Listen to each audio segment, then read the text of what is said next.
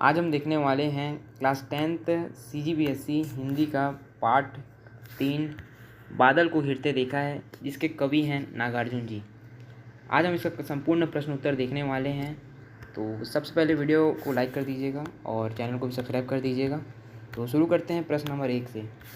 मानसरोवर के कमल को स्वर्णिम कमल कहने का क्या आशय है? इसका उत्तर है, मानसरोवर के कमल को स्वर्णिम कमल इसलिए कवि ने कहा है कि जब सुबह होती है तो सूर्य की पहली किरण जब कमल पर पड़ती है तो उसकी आभा स्वर्ण पुष्प के समान प्रतीत होती है, क्योंकि कमल पर ओस की बूंदों से सूर्य की किरण परावर्तित होकर सुनहरा चमकीला प्रकाश बिखेरती है, जिसके कारण मानसरोवर के कमल स्वर्णिम प्रतीत होते हैं।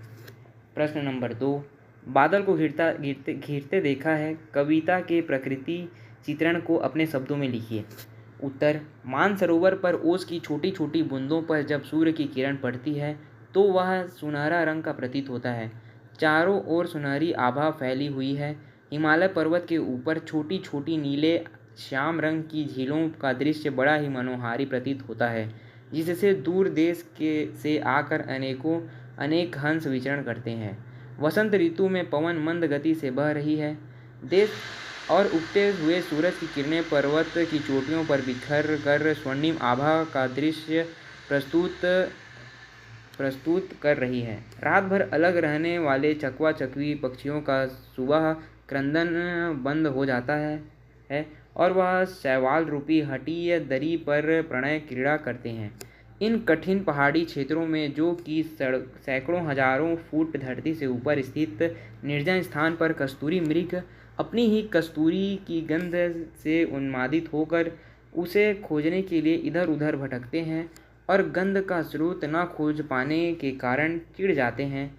यहाँ प्रकृति के चारों तरफ बादलों को घिरते देखा है। प्रश्न 3, कवि चकवा चकवी द्वारा किन मनोभावों को कविता में बताना चाहते हैं? उत्तर, कवि ने चकवा चकवी पक्षियों के द्वारा विरह और प्रेम का बहुत ही जीवंत और सुंदर उदाहरण प्रस्तुत किया है। जैसे पूरी रात चकवा चकवी पक्षी एक दूसरे से विरह में दूर रहते हैं और पूरी रात इस विरह के कारण करुण क्रंदन करते हैं। सुबह होते ही उनका यह विरह समाप्त हो जाता है और वे दोनों फिर से एक होकर प्रणय करते हैं। पक्षियों के माध्यम से प्रेम और विरह के भावों को प्रस्तुत किया गया है। कवि ने कस्तूरी मृग का उल्लेख किस संदर्भ में किया है? उत्तर, कवि ने कस्तूरी मृग का उल्लेख इसलिए किया है कि जिस प्रकार कस्तूरी मृग की नाभि में ही कस्तूरी होता है और उसकी गंध के स्रोत को खोजने के लिए मृग पूरे जंगल में भटकता रहता है, परंतु उसे खोज नहीं पाता है।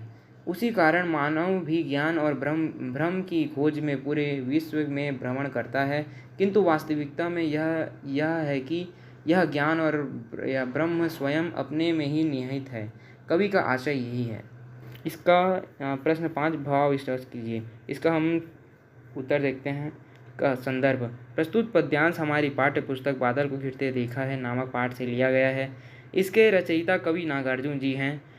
इस पंक्तियों में कवि मानसरोवर पर्वत पर सुप्रभात के मनोरम दृश्यों का वर्णन कर रहे हैं। व्याख्या, बसंत ऋतु का सवेरा था और हवा मंद मंद बह रही थी। उगते हुए सूरज की कोमल किरण पर्वतों के शिखर पर उनकी अपनी स्वर्णिम आभा फैला रही है।